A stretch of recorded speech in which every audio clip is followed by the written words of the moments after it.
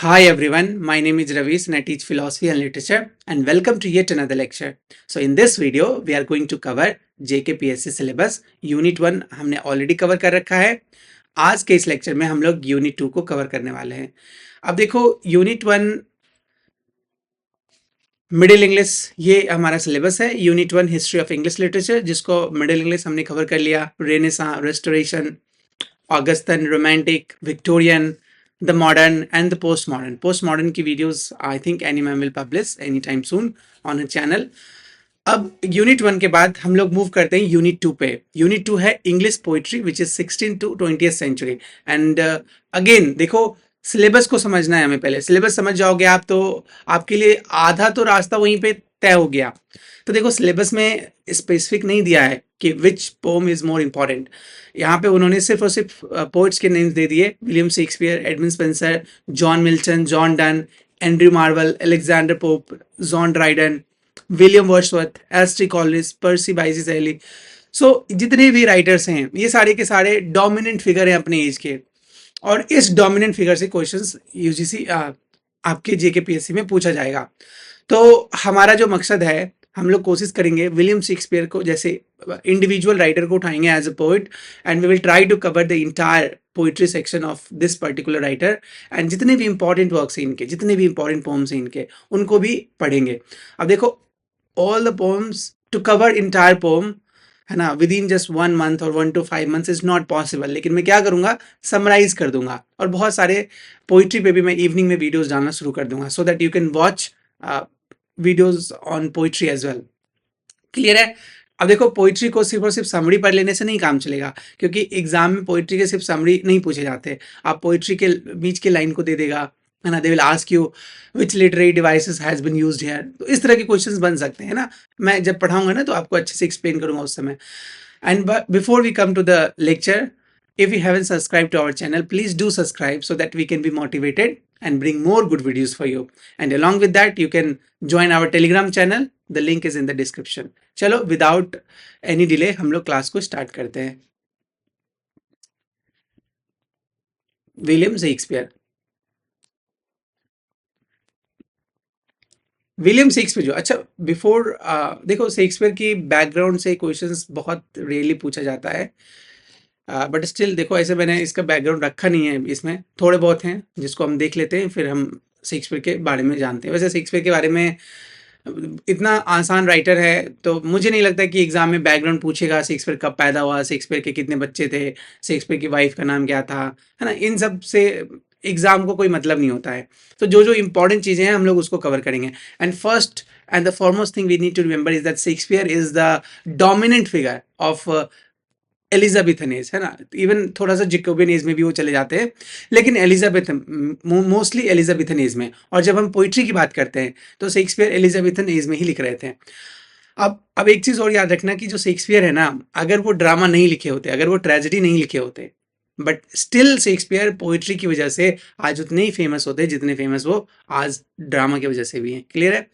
Now Shakespeare जो है he explores universal themes like love. इनके वर्क्स में आपको लव दिखेगा, ब्यूटी दिखेगा, टाइम दिखेगा, मोर्टैलिटी दिखेगा। Most of the poem deals with all these basic universal themes, है ना। लव के बारे में बातें करेंगे हमेशा, ब्यूटी के बारे में बातें करेंगे, है ना, टाइम के बारे में बातें करेंगे, मोर्टैलिटी के बारे में बातें करेंगे, है ना। और लिंग्विस्टिक ऑब्वियसली बात है मास्टरी इन्होंने कर रखा था। इवन तो देखो मैं थोड़ा जब भी शेक्सपियर के बारे में बताता हूँ तो ये भी थोड़ा साइड में बता देता हूँ। And all you have to do is just keep it in mind.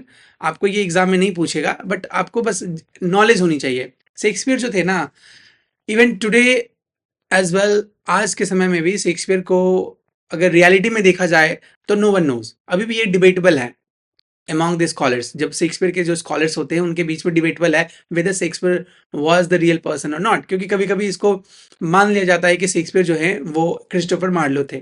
Marlowe के डेथ होने के बाद या मार्लो को गायब होने के बाद शेक्सपियर आ जाते हैं।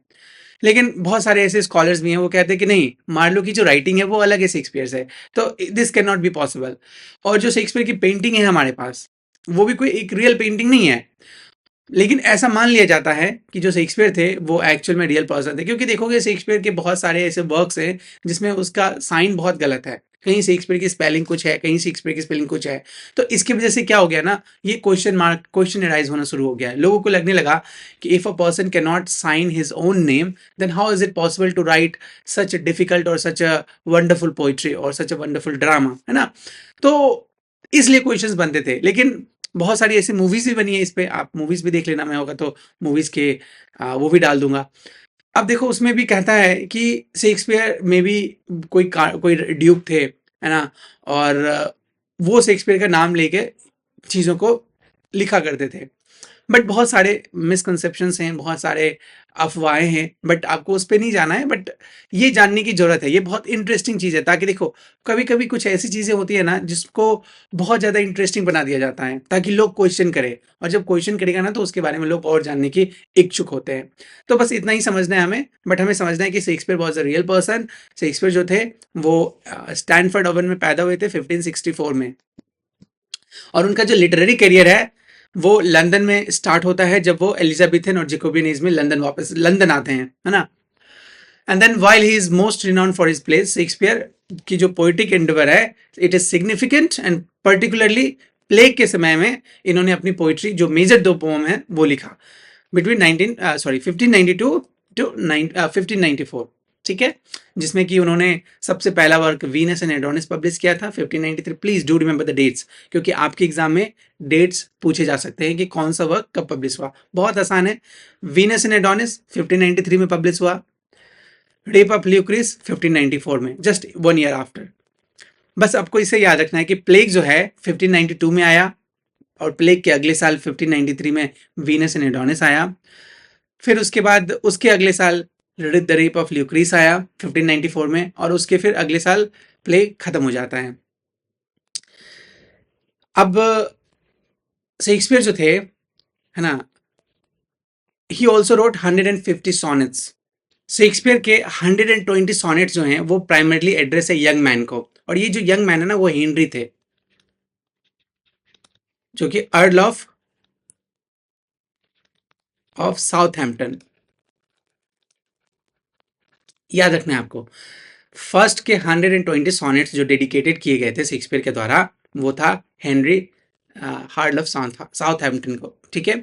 और बाद वहाँ के जो लास्ट के जितने पोम्स बच गए 28 पोम्स, वो एक डार्क लेडी को डिनोट किया गया था, है ना, उनको एड्रेस किया गया था। तो ये याद रखने की जरूरत है आपको, may be they will ask you in the exams, जो एक्सप्लोर करता है लव के बारे में, डिजायर के बारे में, बिट्रेल के बारे में।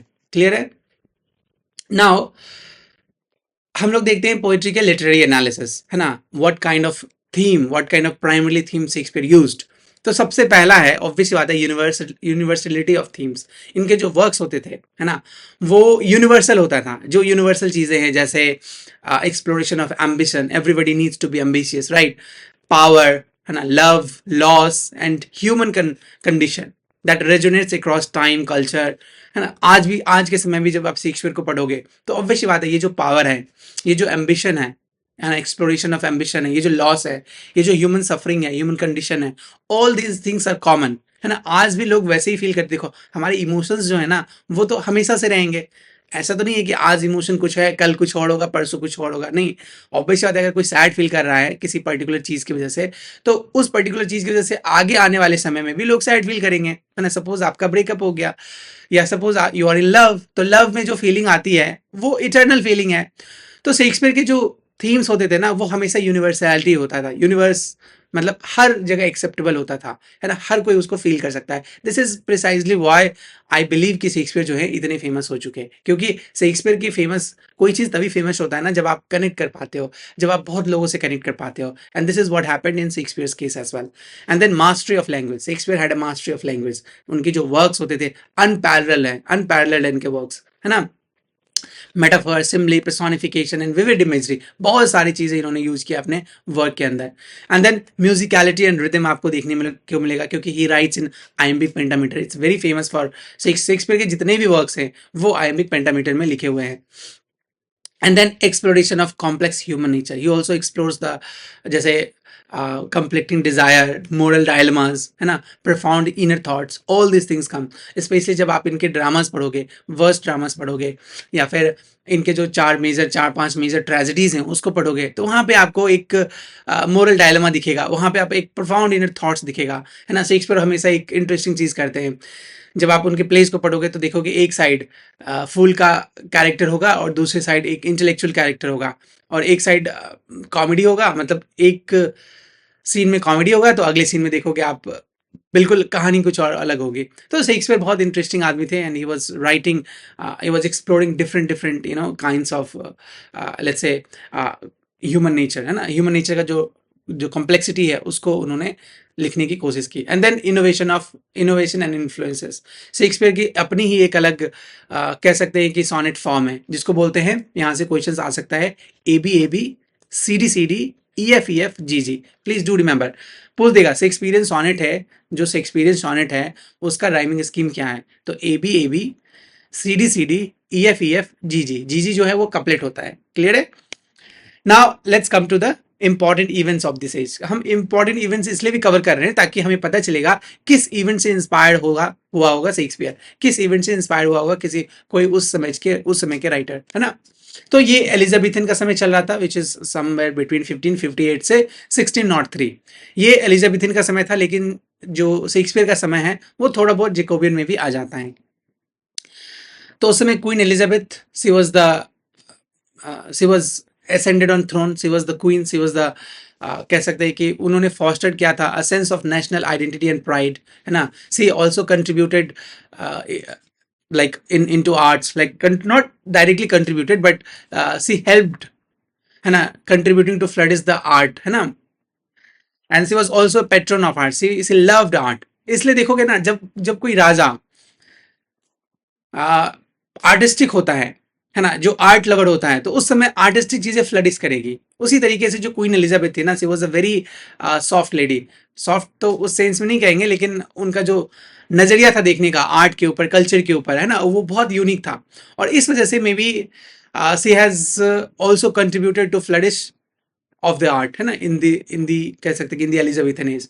तो इसलिए कह सकते हैं कि ये एक तरह से इंटेलेक्चुअल एंड आर्टिस्टिक एक्टिविटी का एक दौर था। And then rise of the Renaissance in England, फिर उसकी वजह से रेनेसां होता है, जो कि विटनेस करता है बहुत सारे classical learning and classical arts को, है ना। It also influence literature, philosophy, science, और शेक्सपियर जो है it reflects through the classical illusion of themes. Shakespeare के वर्क्स के अंदर आपको क्लासिकल इल्यूजन और थीम्स आपको देखने को मिलेगा वहां से। And then growth of London and theatre, इसी समय लंदन का ग्रोथ होता है, थिएटर होता है। मैं हमेशा कहता हूँ किसी चीज का ग्रोथ तभी है जब उसकी पॉलिटिकल स्टेबिलिटी होगी, है ना। तो एलिजाबेथन समय में क्या है, रिलेटिवली जो समय था वो काफी स्टेबल था, है ना। रिलीजियस टेंशन थे हमेशा, ऑब्वियस सी बात है, कैथलिक्स और प्रोटेस्टेंट के बीच में, जहाँ पे आगे जाके हम देखेंगे कि प्रोटेस्टेंट अलग हो जाते हैं, प्यूरिटन्स बन जाते हैं, है ना।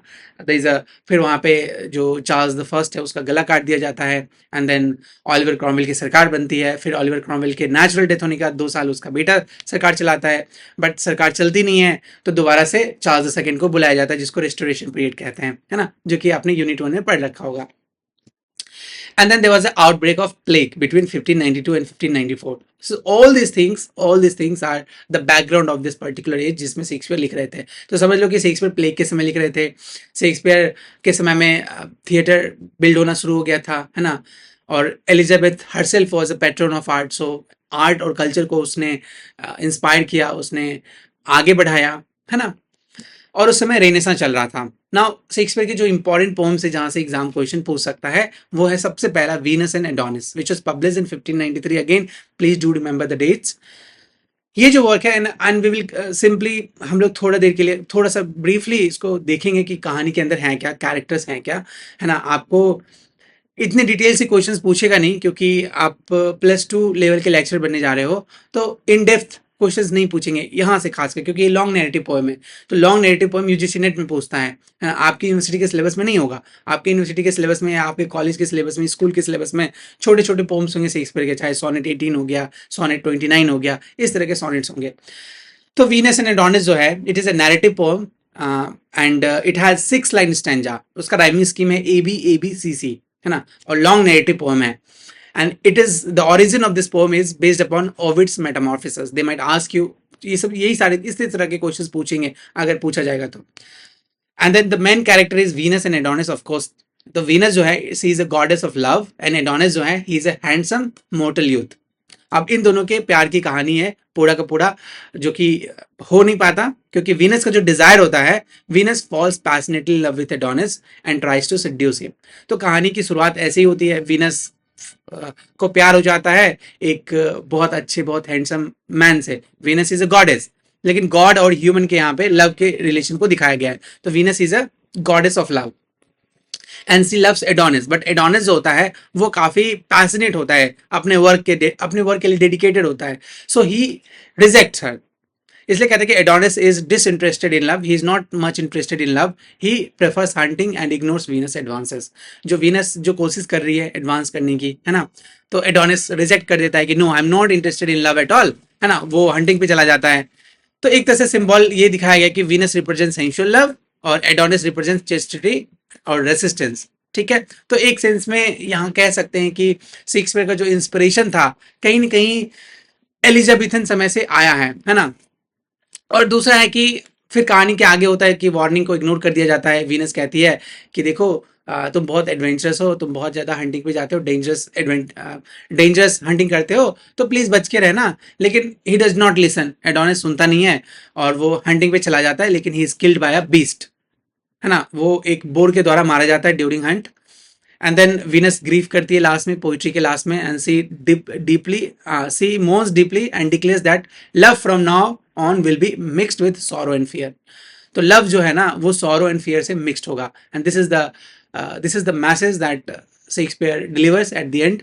और जो थीम है ऑब्वियसली बात है, अनरिक्वेटेड लव है वर्सेस चेस्टिटी है, मोरालिटी है, ब्यूटी है, पेन है, डिजायर है, all this things comes under this particular poem. So poem बहुत आसान होता है, लॉन्ग नैरेटिव है, ऑब्वियस बात है, नरेट करके इनको कहानी बताना है कि कहानी किस तरह से शुरुआत होती है, किस तरह से एंड होती है, बट ओवरऑल हमें बस उसकी समरी जाननी है कि वीनस और एडोनिस दो कैरेक्टर है। Venus is in love with Adonis but Adonis does not love her back, क्योंकि वो काफ़ी पैशनेट है अपने वर्क के लिए, he is a Hunter, he loves hunting. तो वो हंटिंग पे जाता है और बोर के द्वारा मारा जाता है, एंड वंस ही डाइज तो ऑब्वियस बात है कि वीनस इस चीज़ को, इस खबर को सुनने के बाद मौन करती है, काफ़ी रोती है, and eight the end of the day वो कहती है, लास्ट में कहती है कि जो आज से जो लव होगा वो सॉरो और फियर से भरा होगा, and this is the entire pome.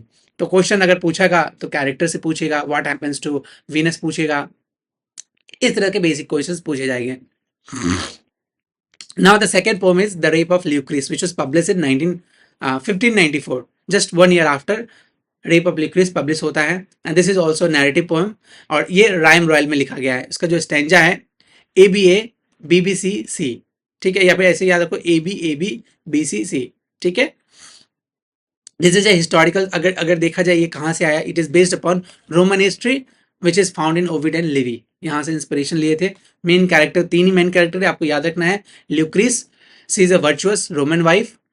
टार्किन, who is a son of Roman king Sextus Tarquinius, और तीसरा जो है कॉलेंटीन है जो कि ल्यूक्रिस का हस्बैंड है। So only these 3 characters are there. इसी 3 कैरेक्टर के ऊपर पूरी कहानी है, मतलब पूरी की पूरी लॉन्ग नेरेटिव पोएम है।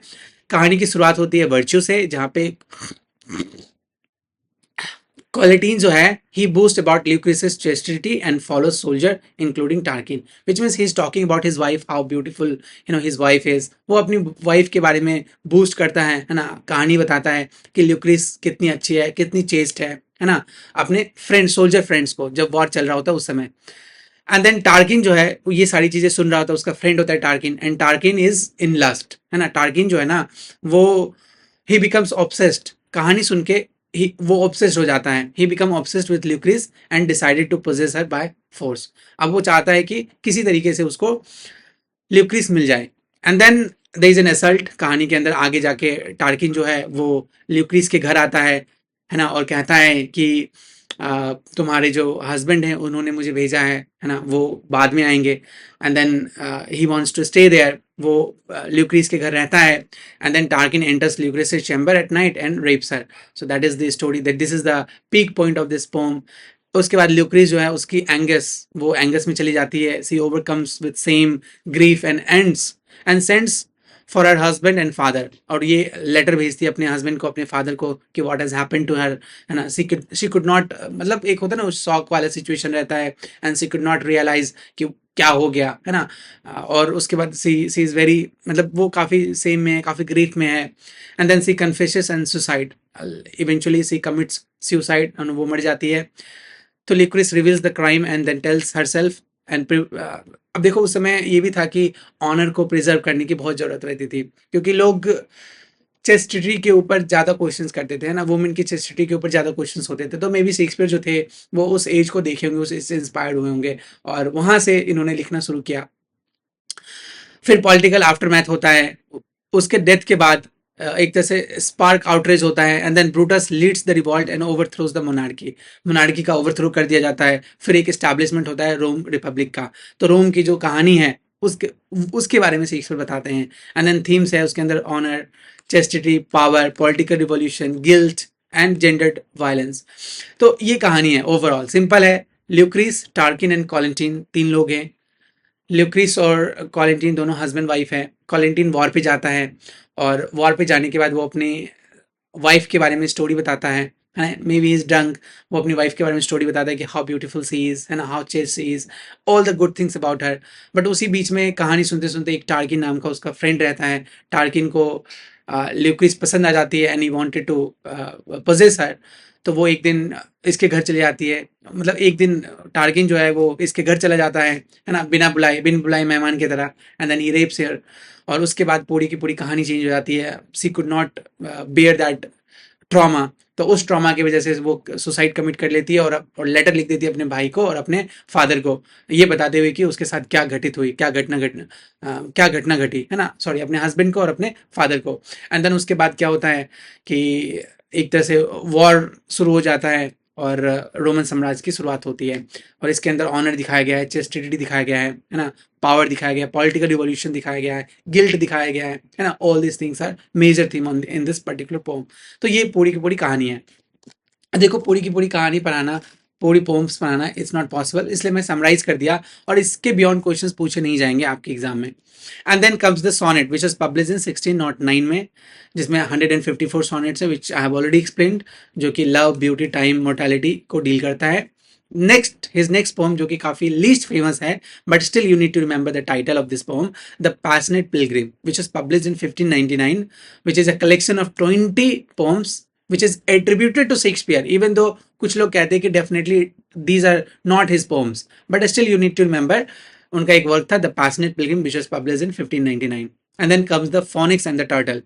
Again very important, it is an allegorical poem about death and love, है ना, जिसमें कि आपको कैरेक्टर मिथिकल फोनिक्स दिखेगा, टर्टल डोव दिखेगा, these are the character. Now comes to some of the important sonnets. कुछ important sonnets को हम लोग देखेंगे। सो कि सोनेट नंबर 18 है, Shall I compare thee to a summer's day? I have already made a video on that yesterday. मैं link को description में डाल दूंगा, आप इस वीडियो के बाद आप इस सोनेट को देख लेना, और एक एक करके जितने भी इंपॉर्टेंट सोनेट्स हैं शेक्सपियर के, मैं उसकी वीडियोस बना दूंगा, ताकि आपको एग्जाम में, अब देखो क्वेश्चन किस तरह से पूछता है, मैं बोल रहा था अर्ली में कि क्वेश्चन किस तरह से पूछेगा, आपको किस तरह से पढ़ना है। पोम के बीच के लाइन से पूछेगा आपको, है ना, they will give you some lines and they will ask you कि इस लाइन में कहना क्या चाह रहे हैं, या फिर दे विल आस्क यू कि इसके अंदर कौन कौन से लिटरेरी डिवाइसेस यूज किए गए हैं। तो मैं उसी तरीके से वीडियोस बनाया हूँ पोइट्री के ऊपर। तो जब मैंने कवर किया था सोनेट 18, तो मैंने सोनेट 18 को बहुत अच्छे से डिस्क्राइब किया, और मैंने उसके लिटरेरी डिवाइसेस को भी मैंने बताया। तो please do check that out, मैं लिंक को डिस्क्रिप्शन में डाल दूंगा, आप देखना। उसके बाद मैं सोनेट 29 पे चलूंगा, एक एक करके सारे के सारे सोनेट्स की वीडियोस भी मैं बना दूंगा। तो ओवरऑल अभी देखते हैं जो सोनेट 18 है ना, शेक्सपियर का सबसे फेमस पोम है, और ऑलमोस्ट हर यूनिवर्सिटी के सिलेबस में है, इवन हाई स्कूल के सिलेबस में भी है। And it addresses the beloved, जो कि इमोटलाइज देयर ब्यूटी, वो इमोटलाइज करता है उसकी ब्यूटी के through power of poetry. Eventually देखोगे आप पोम के अंदर जो ब्यूटी है इनके लवर का, it will never fade away, क्योंकि वो पोइट्री के अंदर निहित है ना। पोइट्री बिकम्स द, कह सकते कि एक personified version of the entire human love, है ना यहाँ पे। फिर नेक्स्ट पोम इनका है, सोनेट है, which is sonnet number 29, when in disgrace with fortune and men's eyes, so ये जो सोनेट है, it explores the theme of despair and the redemptive power of love. ये जो लव, पावर ऑफ लव होता है, वो हर चीज को रिडीम कर देता है। तो यहाँ पे जो स्पीकर है, he laments the outcast of the state and feeling inadequacy. मतलब इसका जो मूड है स्विफ्ट शिफ्ट होता है। आप जब इसको पोम पढ़ोगे तो इसके अंदर आप देखोगे राइटर का जो फ्रेंड है ना, उसके बारे में जब ये सोचता है तो इसके अंदर अलग अलग ही एनर्जी आ जाती है, और उसे लगता है कि इसका जो फ्रेंडशिप वाला प्यार है ना, ये एक तरह से रिडीमिंग है। तो लाइफ में जितनी भी डिस्पेयर है, जितनी भी चीजें हैं, उन सबसे बियॉन्ड है इसका लव, है ना। इसलिए कहता है कि this is a transformative effect of love.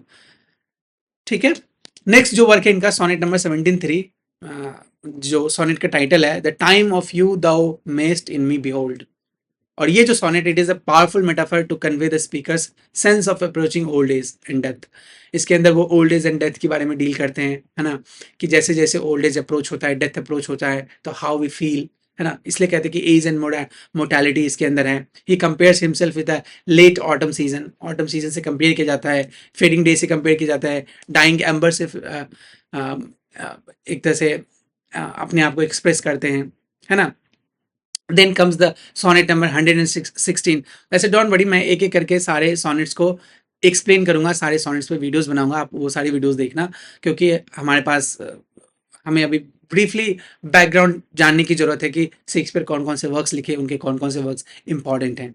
And then comes the sonnet number 16, let me not to the marriage of true minds. बहुत इंपॉर्टेंट है और बहुत सारे हाई स्कूल के सिलेबस में, बहुत सारी यूनिवर्सिटी के सिलेबस में भी है। And this sonnet is definition of true love, which speaks, asserts, is constant, unwavering and unaffected by the time of circumstances। ठीक है। ये जो सोनेट है, इसमें uses legal and navigational metaphors, है ना, क्योंकि शेक्सपियर के वर्क्स में आपको मेटाफर्स ही मेटाफर्स मिलेंगे। जैसे इसके ऊपर वाले पोम्स में हमने देखा, फेडिंग डे से कंपेयर हो रहा है, लेट ऑटम सीजन से कंपेयर हो रहा है, दीज आर मेटाफर्स, है ना। And then comes the sonnet number 130, my mistress eyes are nothing but like a sun। Again, very important poem. This sonnet is famously subverts the conventional Petrarchan ideas, जैसे beauty हो गया, realistic portraying of the speakers mistress हो गया। जैसे अगर आप Petrarchan sonnet में पढ़ोगे कि किस तरह से वुमेन की ब्यूटी के बारे में, है ना, वुमेन से जो प्यार करता था, जो भी पोइट जिस भी वुमेन से प्यार करता था, उसके बारे में एक रिक्विजिट लव जो होता है ना, एक जो डीप लव होता है, डीप सेंस ऑफ केयरिंग होता है, उस तरह के पोम्स है ये 130 poems. Again it deals with love, beauty, so casting, Shakespeare's ability to play poetic conventions, है ना। So these are some of the important poems, आपको याद रखने की जरूरत है। Sonnet 18, sonnet 29, sonnet 73, sonnet 116 and sonnet 130। इसके बियॉन्ड क्वेश्चंस आपके एग्जाम में नहीं आएगा, आप लिख लो। तो मैंने जितनी भी चीज़ें आपको पढ़ाई, जितनी भी चीज़ें आपको बताई, इसके बियॉन्ड एक भी एग्जाम में क्वेश्चंस नहीं आएंगे शेक्सपियर के पोइट्री के सेक्शन से। ठीक है। मैं लास्ट में सोच रहा हूँ, क्योंकि समय उतना नहीं हो पाता है, इसलिए मैं एमसीक्यूज नहीं करा पा रहा हूँ। बट मेरा जब हम पूरा का पूरा यूनिट खत्म कर देंगे तो एमसीक्यूज कराएंगे, ठीक है। और हो सकता है कि एमसीक्यूज की सीरीज लेके आएंगे लास्ट के जो 15 डेज बचेंगे एग्जाम के, उसमें 15 डेज में 1500 एमसीक्यूज हम लोग करेंगे, ताकि आपका एग्जाम क्वालिफाई हो जाए। ठीक है। तो दैट्स ऑल फॉर